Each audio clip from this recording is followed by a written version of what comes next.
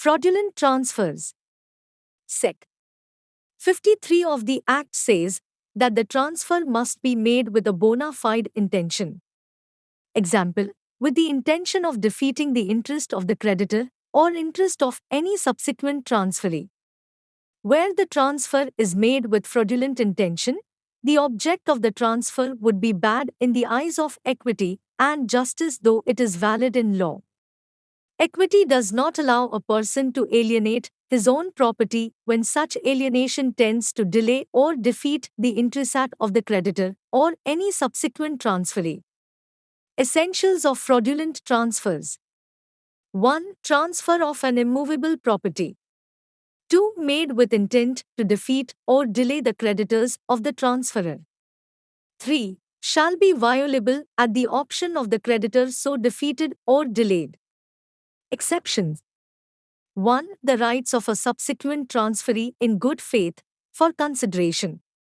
2. Any law for the time being in force relating to insolvency. Essential conditions of fraudulent transfers. 1. Transfer of immovable property.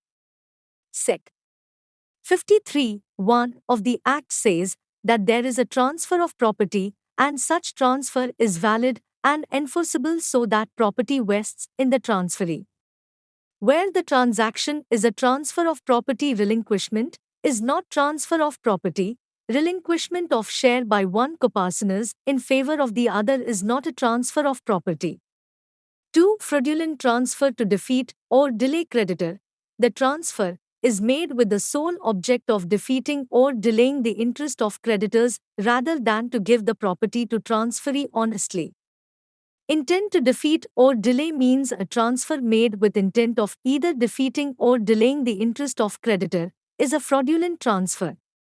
The only interest of a creditor in the debtor's property is that he can recover his money from that property in case the debtor fails to repay it personally. Presumption as to transfer was fraudulent. 1. That the transfer was made secretly and in haste. 2. That the transfer was made soon after the decree was passed against the judgment debtor. 3. That the transferor, who was indebted, has alienated subsequently the whole property. Example, gift of all properties before the attachment.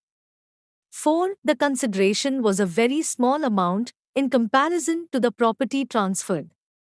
5. There is evidence that there was actual payment of consideration as shown in the sale deed.